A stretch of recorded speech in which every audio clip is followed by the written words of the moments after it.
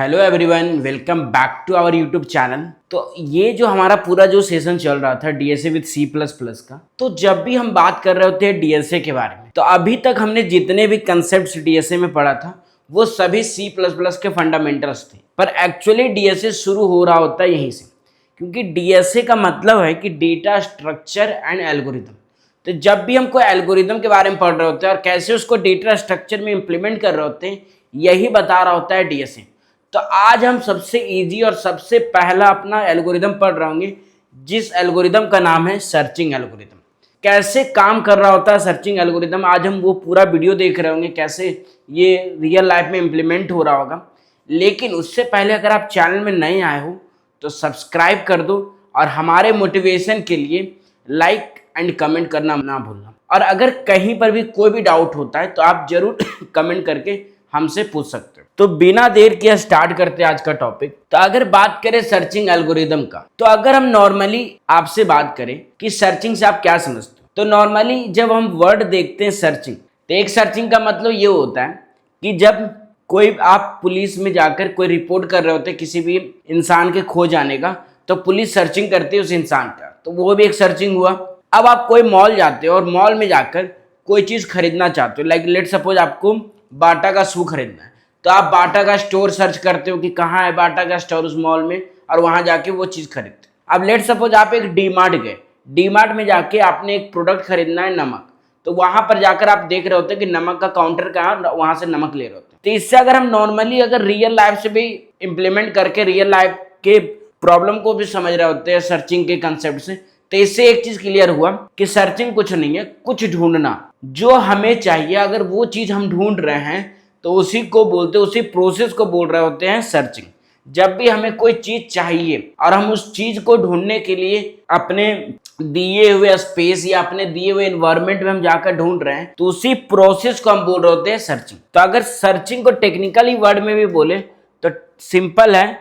तो अगर बात करें कि व्हाट इज सर्चिंग, तो सबसे बेसिक मतलब है कि सर्चिंग का मतलब है finding the position of a particular element in a collection of elements. Okay, अच्छा एक बात बताओ, अगर आपके पास एक दुकान है जहां पे सिर्फ एक चीज मिलता है, कपड़ा, और आप वहां जाकर ढूंढ रहे हो लाइक कुछ राशन का सामान, मिलेगा? नहीं मिलेगा। तो जब आपके पास मल्टीपल चीजें होगी तब जाकर आप वहां एक चीज ढूंढ पा रहे होगे। लेट सपोज अगर आपके क्लास में एक ही बच्चा है तो आपको ढूंढने के लिए कोई जरूरत है नहीं, क्यों? क्योंकि वहां तो एक ही बच्चा है। लेकिन लेट सपोज उसी क्लास में 100 बच्चे हैं, तब आपको ढूंढने में टाइम लगेगी कि हाँ मुझे सूरज नाम का लड़का ढूंढना है। तो एक करके आप पूछ रहे होगे कि सूरज कौन। तो जब आपके पास मल्टीपल एलिमेंट्स होते हैं, जब आपके पास मल्टीपल चीजें होती है और उस मल्टीपल चीज में आपको किसी चीज को ढूंढना होता है, तो ये जो पूरा ढूंढने का जो प्रोसेस होता है मल्टीपल चीजों के बीच में, इसी प्रोसेस को हम बोल रहे होते हैं सर्चिंग। तो अगर टेक्निकल वर्ड में बोले तो सर्चिंग कुछ नहीं है, सर्चिंग भी फाइंड करने का काम करता है, खोजने का काम करता है। पोजीशन यानी इंडेक्स या इंडेक्स खोजने का काम कर रहा होता है एलिमेंट का। मतलब अगर कोई भी अरे या कोई भी डेटा स्ट्रक्चर आपका बना हुआ है और उसमें जो एलिमेंट यानी जो वैल्यू स्टोर हुआ है उसका जो पोजीशन होगा उस पूरे डेटा स्ट्रक्चर में, वो पोजीशन को ढूंढने का काम कर रहा होता है सर्चिंग। तो अगर इसका एक एग्जांपल समझे, लेट सपोज आपके पास एक अरे दिया हुआ है जिसमें आपके पास 10 वैल्यू है, 10 वैल्यू है, और उसमें ऐसा बोल रहा है कि वो जो 10 वैल्यू है उस डेटा स्ट्रक्चर में, उसमें आपको ढूंढना है कि क्या उसमें 32 नाम का कोई वैल्यू है। अगर 32 नाम का कोई वैल्यू होगा तो उसके अंदर जो भी वो जिस पोजीशन पर होगा 32, उस पोजीशन को रिटर्न कर देगा। इसी ऑल प्रोसेस को हम बोल रहे होते हैं सर्चिंग। तो अगर बात करें कि सर्चिंग का मेन टेक्निक कितने हैं, तो सर्चिंग एल्गोरिदम के 2 मेजर टेक्निक हैं। सबसे पहला आता है लीनियर सर्च और दूसरा आता है बाइनरी सर्च। अब ये 2 ऐसे टेक्निक हैं जो आपके यूनिवर्सिटी के एग्जाम के पॉइंट ऑफ व्यू से और आपके इंटरव्यूअर के पॉइंट ऑफ व्यू से, दोनों के पॉइंट ऑफ व्यू से मेजरली इंपॉर्टेंट है। अगर बात करें कि लीनियर सर्च और बाइनरी सर्च में क्या डिफरेंस है या क्या मतलब होता है, तो बात करते हैं लीनियर सर्च पे। तो लीनियर सर्च को हम लोग बोल रहे होते हैं सीक्वेंशियल सर्च। अब सीक्वेंस का मतलब क्या हुआ, सीक्वेंशियल का मतलब क्या हुआ? सीक्वेंशियल का मतलब हुआ 1 by 1, एक बाई एक, एक का करके जब हम किसी चीज को ढूंढ रहे होते हैं, या वन बाय वन किसी चीज को हम फाइंड कर रहे होते हैं, ये जो प्रोसेस होता है उसी को हम बोल रहे होते हैं लीनियर सर्च। तो अगर लीनियर सर्च को समझे तो linear search means checking each element one by one until the desired element is found और द लिस्ट एंड्स। इसका मतलब ये हुआ कि लीनियर सर्च कुछ नहीं बोल रहा है, एक करके उस एलिमेंट को, उस इंसान को, उस पार्टिकुलर पर्सन को, उस पार्टिकुलर वैल्यू को वो ढूंढ रहा होता है दिए गए लिस्ट में, दिए गए लाइन में, दिए गए स्ट्रक्चर में, और तब तक ढूंढता है जब तक या तो एलिमेंट मिल ना जाए या तो फिर वो लाइन खत्म ना हो जाए। मतलब मान लो कि आपके कॉलेज में या स्कूल में प्रेयर टाइम हो रहा होता है, तो एक लाइन लगा होता है, उस लाइन में 10 से 20 बच्चे खड़े हैं, और मान लो कि बाद में उनके पेरेंट्स आए और उन्होंने बोला कि मुझे मेरे बेटे से मिला दो, मुझे कुछ काम है। तो फाइनली कोई एक बच्चा आएगा उस लाइन में और एक करके वो ढूंढ रहा होगा कि उसका बेटा कौन है, और वो तब तक उस लाइन को ढूंढ रहा होगा जब तक वो बच्चा मिल ना जाए। और अगर बच्चा नहीं मिला तो वो पूरा लाइन पूरा जरूर चेक कर रहा होगा। इट मीन्स कि अगर वो बच्चा उस लाइन में नहीं भी है तब भी वो पूरा लाइन वो चेक करता है। और जैसे ही अगर मान लो कि उस लाइन में बच्चा है तो वो बच्चा जैसे ही मिला उसको वो आगे देखेगा मैंने और उसको उठा के फिर खत्म कर देगा। तो उसी तरह यहाँ भी बोल रहा है कि जब भी आपका जो डिजायर एलिमेंट है, आपको जो वैल्यू चाहिए, उस डिजायर एलिमेंट तक एक करके चेक कीजिए। जब तक आपका डिजायर एलिमेंट नहीं मिलता है तब तक आपको चेक करना है। जैसे ही आपको वो एलिमेंट मिला आपका वो काम खत्म हो गया। तो यही है जो लीनियर सर्च का कंसेप्ट है। अब इसका एल्गोरिदम पर अगर हम ध्यान दें, क्योंकि जब भी हम अपने यूनिवर्सिटी के एग्जाम में या जब आप इंटरव्यूअर को एल्गोरिदम लिखकर बता रहे होते हो कि इस तरह से कोड काम कर रहा होगा, इस तरह से ये प्रोग्राम काम कर रहा होगा, तो आपके इंटरव्यूअर के पॉइंट ऑफ व्यू में एक अच्छा आपके लिए एक अच्छा इंप्रेशन बन पा रहा होता है, क्योंकि वो समझता है कि जब भी आपके पास कुछ प्रॉब्लम आ रहा होगा तो आप उसको लॉजिकली सोच रहे होगे कि अच्छा इस प्रॉब्लम का ये सॉल्यूशन है, इस तरह से स्टेप बाय स्टेप हम ये चीज़ ले रहे होंगे तो शायद ये प्रोग्राम और ये प्रॉब्लम सॉल्व हो रहा होगा। तो अगर हम बात करें एल्गोरिदम स्टेप्स पर, तो एल्गोरिदम है जो मेक श्योर कंसाइज वे में होना चाहिए और समझ में आना चाहिए। तो सबसे पहले हम क्या करते हैं, अगर हम नॉर्मली किसी को ढूंढना है तो सबसे पहले हम क्या करते हैं, सबसे पहले हम स्टार्टिंग से ही लाइन को चेक कर रहे होते हैं कि स्टार्टिंग से लास्ट तक जाते हैं, यही एक रूल है सबसे पहले।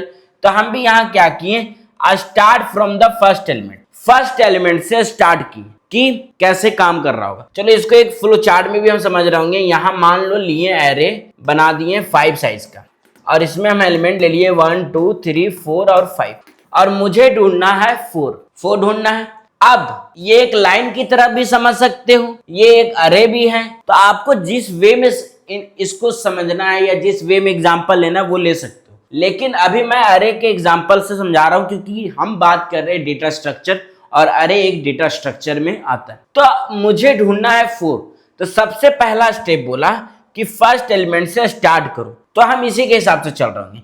हम यहां से स्टार्ट कर रहे होंगे अपना हीरो जिसका इंडेक्स है 0, और यहां से हम अरे को ट्रावर्स कर रहे होंगे और उसको कंपेयर कर रहे होंगे हर एक एलिमेंट के साथ जो हमारा टारगेट वैल्यू है। टारगेट वैल्यू मतलब जो हमें चाहिए, मतलब हुआ ये कि चाहिए मुझे क्या, 4 चाहिए, तो हर अरे के इंडेक्स नंबर को, यहाँ 0 इंडेक्स है तो 0 इंडेक्स का वैल्यू, अरे 0 का इंडेक्स का वैल्यू क्या है 1, तो 1 को कंपेयर कर रहे होंगे 4 से। क्या ये दोनों बराबर है?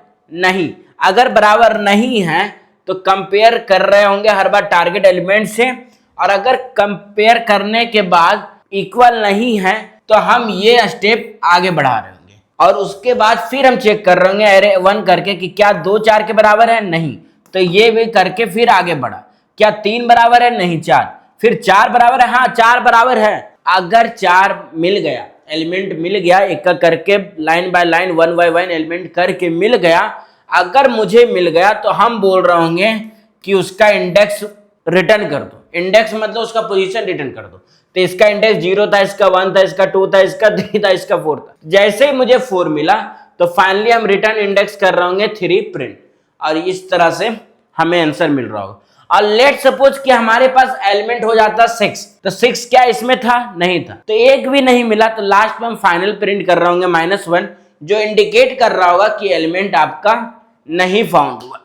तो अब इसको समझते हैं हम कोड वाइज कि ये कोड कैसे काम कर रहा हो। तो मैंने जो ये कोड बनाया हुआ है वो फंक्शन के हेल्प से बनाया हुआ है। फंक्शन के हेल्प से इसलिए बनाया कि मैंने आपको बार बार बोला था कि लेट सपोज आपको पास 10 अरे होगा, 10 अलग अलग अरे में आपको लीनियर सर्च का यूज करना है, लीनियर सर्च का ऑपरेशन यूज करना है। तो क्या आप 10 अरे के लिए 10 बार जो लूप सर्चिंग का एल्गोरिदम बना रहे होगे, सर्चिंग का कोड लिख रहे होगे? नहीं, यहीं पर काम आ रहा होता है फंक्शन का। और मैंने आपको काफी डिटेल में डिस्कस किया था कि फंक्शन काम कैसे कर रहा होता है, फंक्शन को हम डिक्लेयर कैसे कर रहे होते हैं। तो अगर आपने वो फंक्शन वाला वीडियो नहीं देखा तो प्लीज हमारे डीएसए के प्लेलिस्ट से वो वीडियो देख लीजिए। तो अब हम बात करते हैं डायरेक्ट इस कोड के बारे में। तो इस कोड को समझने से पहले हम जो हमेशा बोलते हैं कि जब भी आप एक बढ़िया प्रोग्रामर बनना चाहते हो तो सबसे पहले समझो कंपाइलर का पॉइंट ऑफ व्यू, कि कंपाइलर कैसे काम कर रहा होगा, कैसे कोड काम कर रहा होगा, वन बाय वन समझने का प्रयास करो, तब आप जाकर एक बढ़िया प्रोग्रामर बन पाओगे। तो हम जो कंपाइलर के पॉइंट ऑफ व्यू से समझते हैं, तो मैंने बार बार बोला है कि C++ में जब भी कोड को आप एग्जीक्यूट कर रहे होते हो तो वो स्टार्ट कर रहा होता है मेन फंक्शन से। तो वो कोड यहां से स्टार्ट होते ही वो सबसे पहले देखा इंट अरे।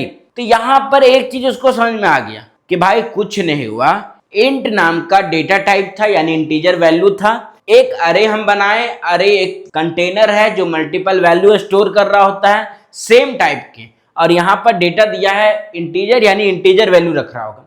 तो हमने दिया 10, 20, 30, 40, 50। तो यहाँ हुआ ये कि अरे नाम का वेरिएबल बना और उसमें वैल्यू गया 10, 20, 30, 40 और 50।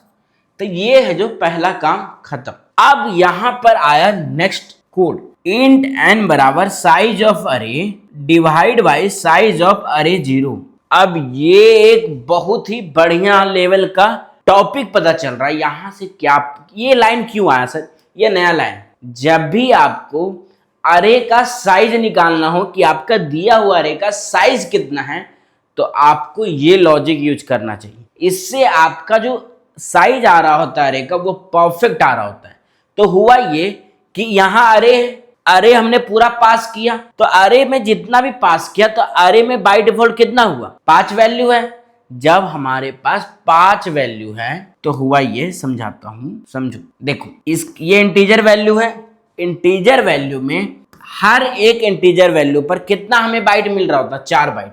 तो यहां पर हमें मिला 4 बाइट्स, फिर यहां पर 4 बाइट, यहां पर 4 बाइट, यहां पर 4 बाइट, यहां पर 4 बाइट। तो 4 4 4 गुने 5 मतलब 5 एलिमेंट है, तो 5 गुने 4 हुआ क्या? 20 बाइट। मतलब ये टोटल अरे का साइज कितना बना मेमोरी में? 20 बाइट। जब 20 बाइट बन गया और अब टोटल जो साइज बना अरे का वो 20 बना, तो यहां पर लिख सकते हैं n बराबर 20 डिवाइड किया गया, डिवाइड लिख दिया। उसके बाद लिखा गया साइज ऑफ अरे 0। अरे 0 का मतलब है कि फर्स्ट इंडेक्स का जो वैल्यू है उसका साइज कितना है, तो उसका साइज है 4 बाइट। तो जब 20 को 4 से डिवाइड कर रहे होंगे तो n का वैल्यू आ रहा होगा 5। और अगर हम गौर करें तो इसमें टोटल जो एलिमेंट है वो भी है 5। तो इससे हमारा साइज पता चल गया कि टोटल साइज कितना है। तो जब भी हम साइज निकालने का काम कर रहे होते हैं, जब भी हम अरे के कोई साइज को कंसेप्ट को यूज कर रहे होते हैं, तो मेक श्योर ये लाइन आपको लिखना चाहिए। इससे आपको मेमोरी में एक्स्ट्रा स्पेस का भी इशू नहीं हो रहा होगा और जो परफेक्ट साइज लिया जा रहा होगा मेमोरी के द्वारा वो आपको प्रिंट हो रहा होगा। और यहां पर ये चीज तो समझ में आ गया। दूसरा आया n is equal to 20 first में था और 4 इज इक्वल टू 5। तो टोटल n का वैल्यू आ गया 5। और अगर हम टोटल अरे में देखें तो 5 एलिमेंट भी है, मतलब साइज हमारा ठीक आया। अब यहां तक हो गया। उसके बाद आया इंट की इज इक्वल टू 30। की इज इक्वल टू 30 का मतलब ये है कि एक वेरिएबल बनाए की नाम का जो 30 है। 30 इन द सेंस कि हमारा टारगेट 30 है। एक वेरिएबल बनाए की नाम का एक वेरिएबल बनाए और उसका वैल्यू दे दिए 30। और हम बोल रहे हैं कि 30 को ढूंढ के दो भाई, 30 को ढूंढ के बताओ कि अरे में कौन सा पोजीशन पर है, क्योंकि सर्चिंग का काम ही क्या है कि वो ढूंढेगा और ढूंढ के अगर मिल गया तो उसका इंडेक्स या उसका पोजीशन हमें रिटर्न कर रहा होगा। तो हम यहां तक ये काम कर रहे थे। अब यहां पर हम इंटीजर रिजल्ट नाम का एक वेरिएबल बनाए। हम वही चीज बना रहे हैं जो हमें इस कोड में लिखा हुआ है। तो रिजल्ट नाम का फंक्शन बना और इसमें बोले लीनियर सर्च। अब यहां पर कंपाइलर कंफ्यूज होगा कि यार ये लीनियर सर्च क्या है। तो कंपाइलर बोलेगा रुको, पूरा कोड देखो, हो सकता है कुछ फंक्शन हो सकता है क्लास हो। तो अगर ये देखा तो समझ में आया, अच्छा लीनियर सर्च नाम का फंक्शन बना हुआ है। तो यहां पर बेसिकली क्या हुआ, हमने फंक्शन कॉल किया और फंक्शन कॉल में हमने आर्गुमेंट्स भी पास किए। सबसे पहले अरे दिया हमने, फिर एन नाम का साइज दिया और की यानी टारगेट दिया, हमारा वैल्यू जो हमारा टारगेट वैल्यू था। तो ये 3 वैल्यू हमें पास हुआ। तो सबसे पहले हमने अरे पास किया था तो यहाँ पर अरे बन गया, फिर हमने एन पास किया था तो यहाँ एन बन गया, यहाँ की पास किया था तो यहाँ की बन गया। अब आपके माइंड में क्वेश्चन होगा कि भैया यहाँ पर अरे के नाम पर कुछ और नाम रख सकते थे, रख सकते थे, एन के जगह रख सकते थे, की के जगह नाम रख सकते थे, क्योंकि यहाँ पर आर्गुमेंट की तरह पास हुआ और वहां जाके पैरामीटर बना तो एक्चुअली इस तरह से पास हुआ। तो जब एक बार पास हो गया तो उसके बाद का एल्गोरिदम अब समझते हैं। एल्गोरिदम क्या बोला था कि सबसे पहले हम क्या करते हैं, फर्स्ट इंडेक्स से स्टार्ट करते हैं। तो फर्स्ट इंडेक्स से स्टार्ट करके पूरा अरे के अंदर है जो हमें ट्रावर्स करना है। तो मैंने आपको बताया था कि जब भी आप अरे में ट्रावर्स करना चाहते हो, जब भी उसके अंदर कोई ऑपरेशन करना चाहते हो, तो आपको यूज करना चाहिए लूप का। अब लूप का यूज करना और अरे के बारे में इतना डिटेल बताना, ये मैंने आपको अरे के टॉपिक में बताया था। तो अगर वो वीडियो आपने नहीं देखा है तो प्लीज देख लो। तो यहां पर हम कुछ नहीं किए, एक लूप चलाएं i इज इक्वल टू 0 से। मतलब i इज इक्वल टू 0 क्यों लिए सर?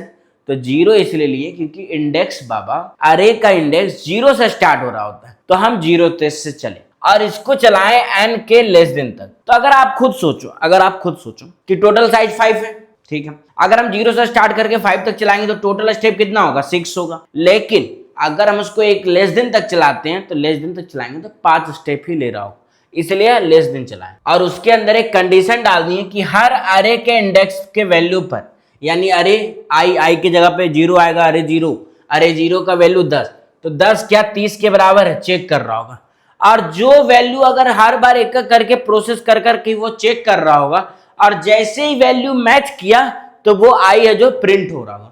और आई वो कुछ नहीं, आई हमारा एलिमेंट जब भी फाउंड हो जाएगा तो आई हमारा इंडेक्स प्रिंट हो जाएगा, रिटर्न हो जाएगा। और अगर मान लो ये पूरा लूप चला और किसी में भी हमें की का वैल्यू मिला ही नहीं, तो हम लास्ट में फाइनल में प्रिंट कर रहे होंगे रिटर्न -1।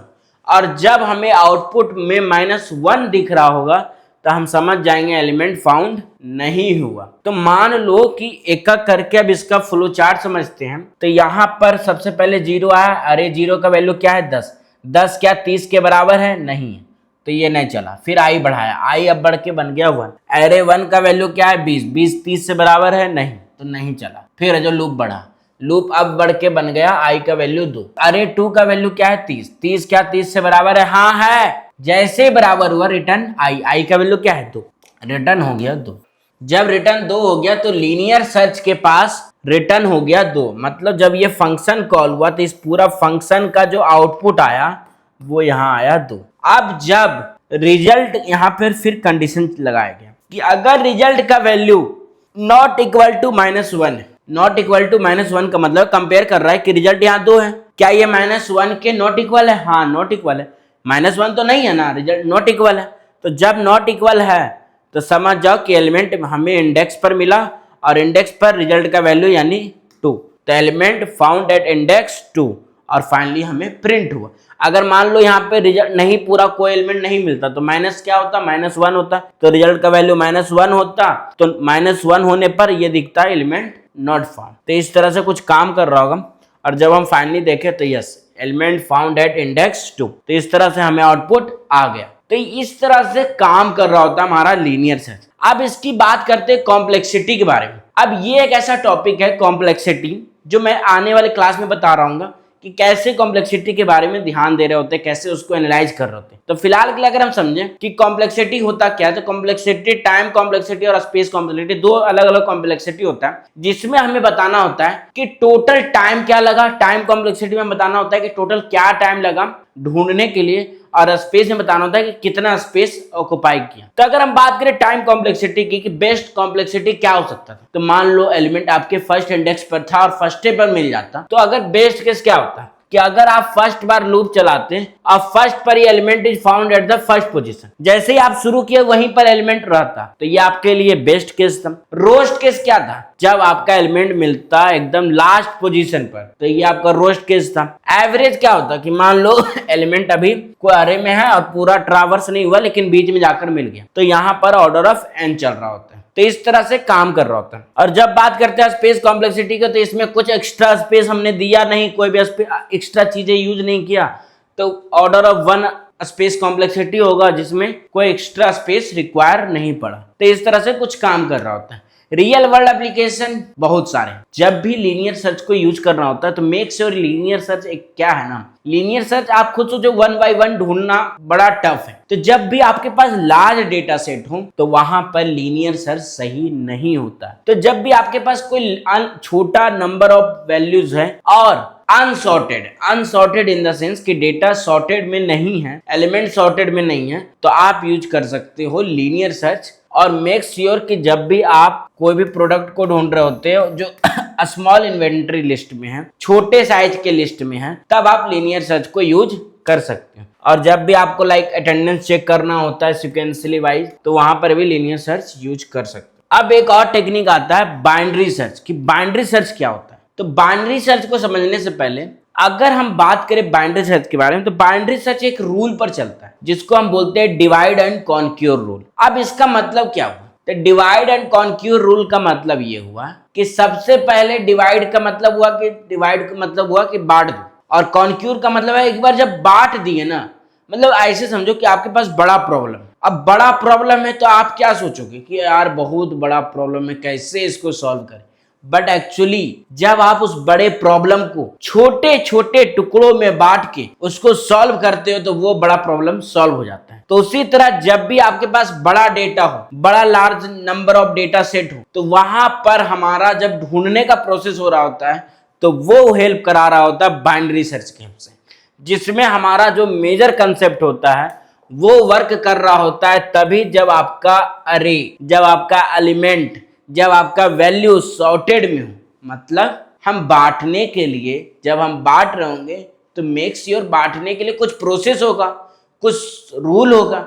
हम ऐसे ही किसी को बांट सकते नहीं बांट सकते। तो जब भी हमें बांटने के लिए करना होता है तो बांटने से पहले मेक श्योर कि जो आपका एलिमेंट है, जो आपका वैल्यू दिया हो, वो सॉर्टेड का मतलब या तो वो असेंडिंग ऑर्डर में हो या तो वो डिसेंडिंग ऑर्डर में हो। तो इस तरह से मेक श्योर कि ये होना चाहिए। और ये रिपीट कर रहा होगा divide the search interval in half until the element is found. हुआ ये कि इसका मतलब यही समझो कि एक बार जब बांट दिए उसके बाद ये तब तक ढूंढ रहा होगा उस, मान लो ऐसे हुआ, मान लो कि 10 लड़का है, ठीक है, 10 लड़के का अलग अलग एज है, किसी का 2 साल, किसी का 5 साल, किसी का 7 साल, किसी का 12 साल, किसी का 15 साल, किसी का 18 साल। अब हुआ ये कि उसको सॉर्टेड में असेंडिंग ऑर्डर में हम रख दिए और आपका टारगेट है, आपको बोला गया है कि मुझे 15 साल के बच्चे का, जो 15 साल के एवब का बच्चा है वो मुझे दे दो। तो हुआ ये कि आप सबको एक करके नहीं चेक कर रहे होगे, आप बीच का वैल्यू, जो मान लो कि बीच का वैल्यू कुछ है, जो 2 साल, 5 साल, 7 साल के बच्चे वो इधर खड़ा हो रहे होंगे,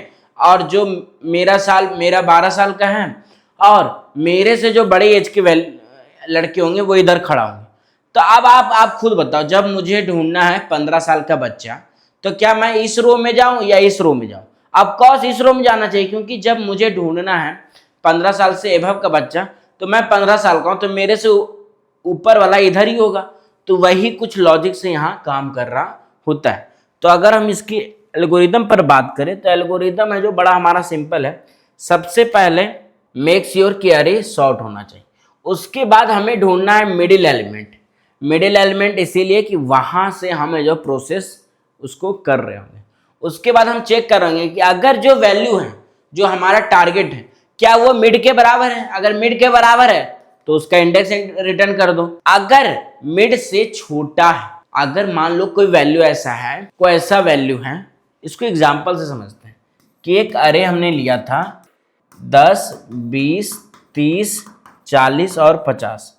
तो इसका मिड वैल्यू क्या है, मिड वैल्यू 30 है, तो मिड वैल्यू 30। अब मुझे ढूंढना है 50, मुझे ढूंढना है 50। तो मैं अगर स्टार्ट करूंगा ढूंढना, तो मैं क्या इधर स्टार्ट करूं ढूंढना या इधर स्टार्ट करूं? जब मुझे पता है कि इधर का वैल्यू इससे लो है और इधर का वैल्यू इससे इंक्रीज है और मुझे ढूंढना है 50, तो 30 को कंपेयर कर रहे होंगे 50 से, तो ऑफकोर्स 50 बड़ा होगा, और जब बड़ा होगा तो हम बड़ा वाला एरे पर ध्यान दे रहे होंगे। तो हम एक्चुअली क्या किए, इसी को बोलते हैं divide and conquer.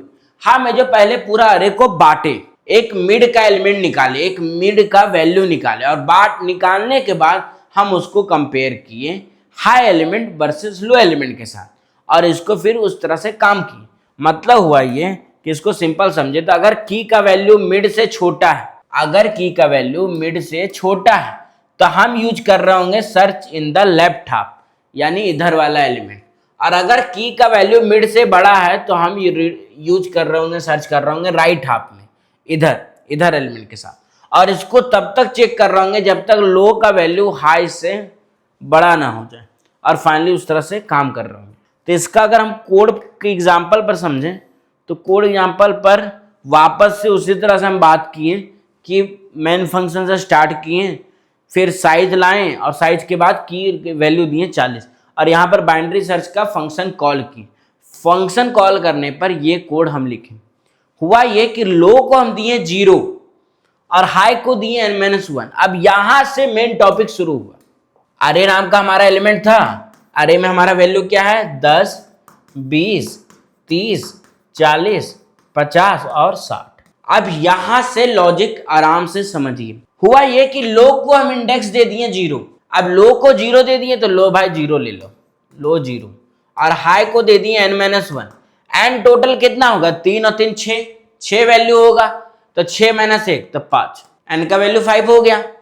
Very good. अब ये हुआ कि low is less than equal to 5। अब एक वाइल का लूप चलाएं जो यूज कर रहा है लो यानी 0 है, और एन का हाई का वैल्यू क्या है 5 है, तो 0 क्या 5 से छोटा है, हाँ छोटा है। फिर हम निकाले मिड का वैल्यू, जो लो प्लस हाई को जोड़ा, तो 0 प्लस और एन हाई का वैल्यू क्या है 0 + 5 इज इक्वल टू 5।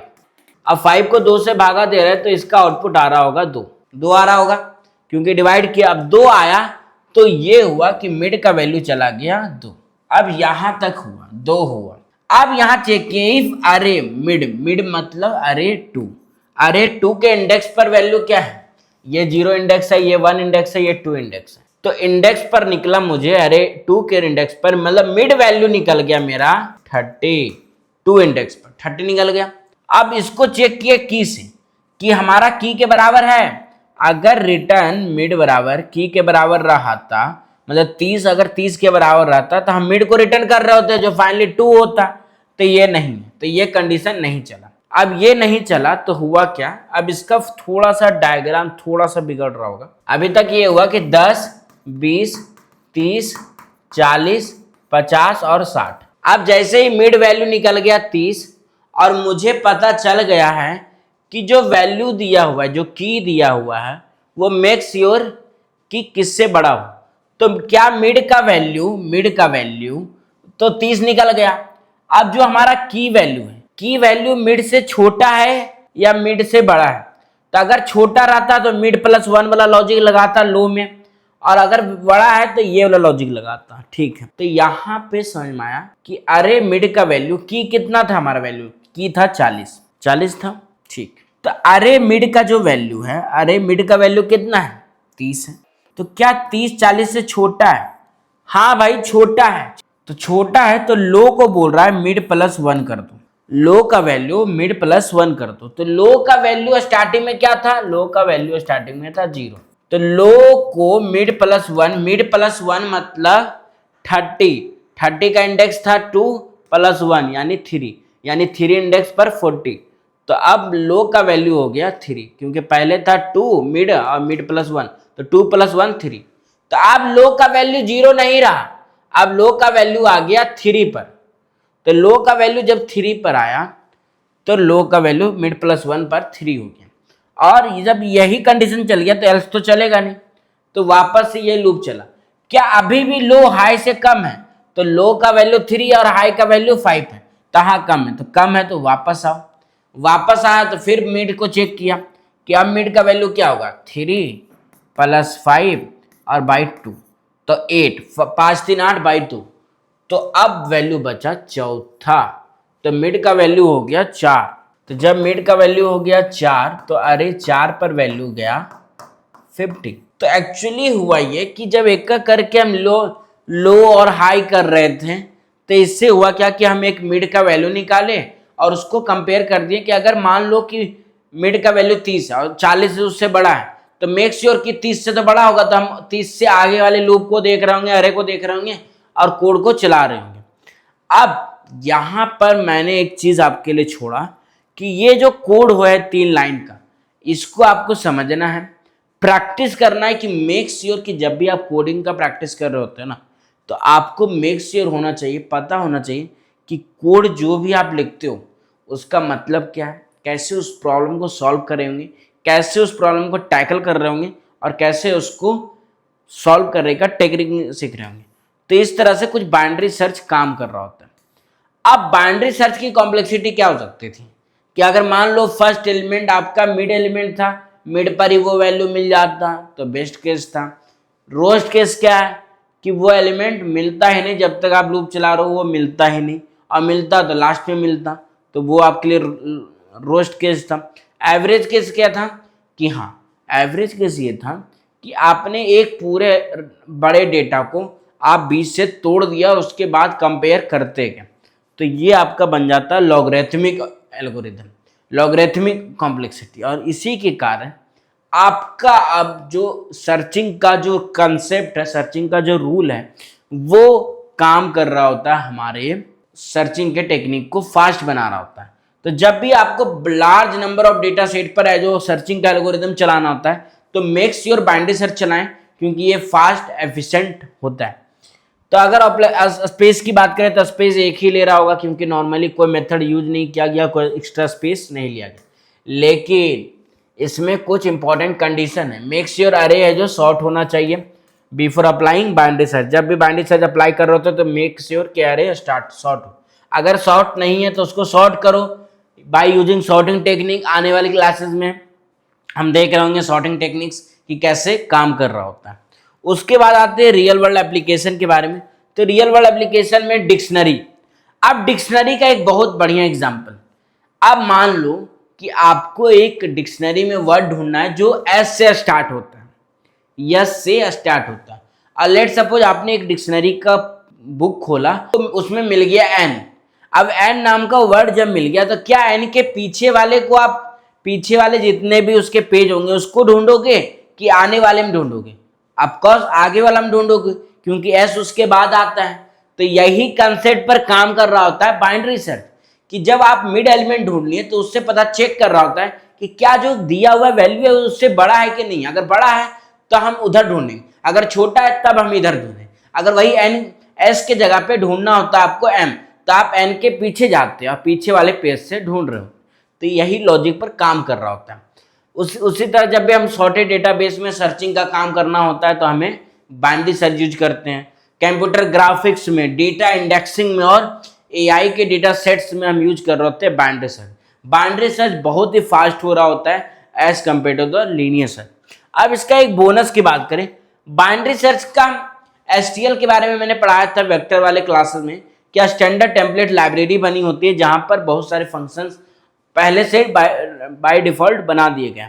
तो वहां पर एल्गोरिदम नाम का एक इनबिल्ट है जो लाइब्रेरी है, जहां पर हम बाइनरी सर्च को कॉल करते हैं और 3 चीज पास कर रहे होते हैं, अरे का साइज और उसकी जो हमारा टारगेट है। और डायरेक्ट हम बाइनरी सर्च को कॉल करते हैं उस फंक्शन को जो एल्गोरिदम नाम के लाइब्रेरी में डिफाइन है। और जब हम उसको कॉल कर रहे होते हैं तो हमें वो फंक्शन प्रॉपर काम कर रहा होता है। बट ये फंक्शन तब काम कर रहा होता है क्योंकि इसके लाइब्रेरी में वो बाइनरी सर्च का कोड लिखा हुआ है जो अभी हम दोनों ने डिस्कस किए थे। तो इसी तरह लाइब्रेरी में बनते हैं हमारे कोड। होता कुछ नहीं है, लाइब्रेरी में कोई डेवलपर, मैं या आप जैसे डेवलपर एक लाइब्रेरी बनाते हैं जहां मल्टीपल अलग अलग फंक्शन बना दिए, उस फंक्शंस को कॉल कर दिया, यहाँ पर बाइनरी सर्च के नाम का फंक्शन बना दिया और उस बाइनरी सर्च में वो कोड उसके अंदर इस लाइब्रेरी में डाल दिया और उसको कॉल कर लिया अपने फाइल में और वापस से उसका फंक्शन यूज करके फटाक से आंसर ले आया।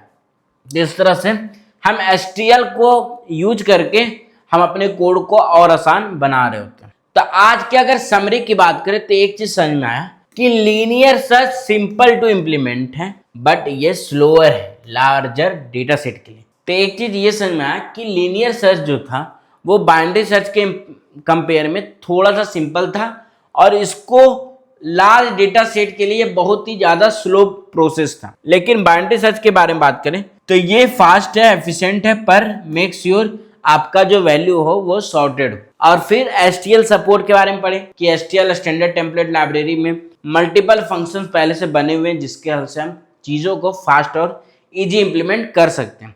जब भी हम भी कोई भी बड़े प्रॉब्लम को सॉल्व करना होता है तो वहां पर एक concept binary divide and conquer rule को याद रखिए कि जब भी बड़ा प्रॉब्लम होगा तो उसको तोड़ेंगे, छोटा छोटा भाग में करेंगे और उस प्रॉब्लम को सॉल्व करेंगे। तो इसी टेक्निक के साथ आज का क्लास यहीं तक।